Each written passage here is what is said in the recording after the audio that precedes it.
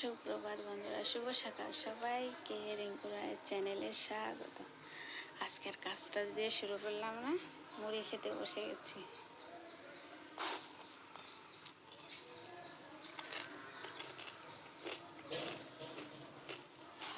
মুড়িটাও হয়ে তারপর যাবো রান্না বান্নার দিকে।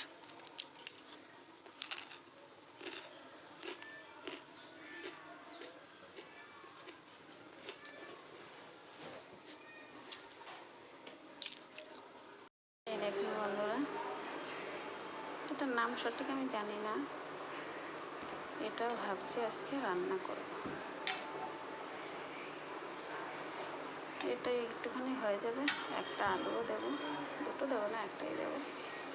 এটা দুপুরে গরম গরম ভাত দিয়ে এটা পোস্ত দিয়ে রান্না করব ভাবছি, দেখা যাক কী হয়।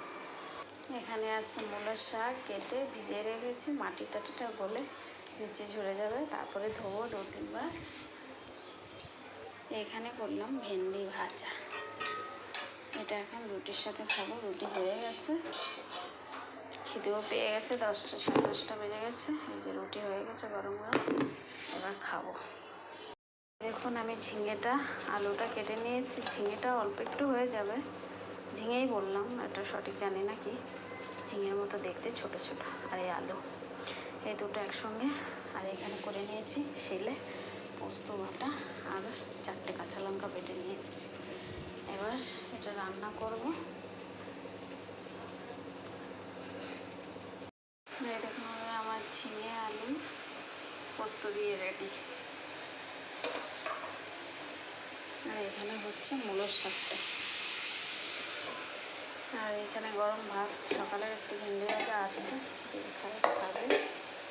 আর এখানে আছে গরম গরম ভাত, আলু সেদ্ধ আছে একটা, যেরকম খায় খাবে।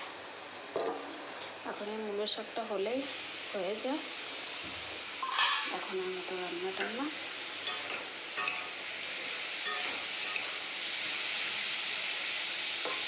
বলে গেছে, এখন শুধু ভাজতে হবে, ব্যাস তাহলেই হয়ে যাবে। এই দেখুন বন্ধুরা, আমি সুই টুই নিয়ে বসে পড়েছি। কী করবো, নাইটি সেলাই করবো।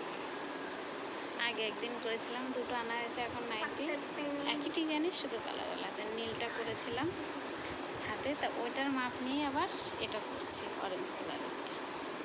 বসে বসে এখন এটা করছি। স্নান পুজো সব হয়ে গেছে, সকালে রান্না খাওয়া, দুপুরে রান্না হবে একটু পরে। কী কী রান্না হবে সেটা পরে দেখাবো।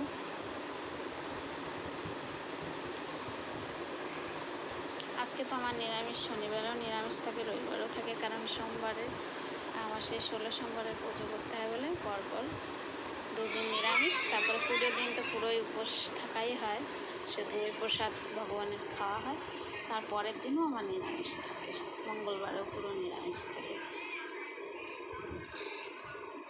এভাবে চলছে। এখন ভাবছি একটু সেলাইটা করেই,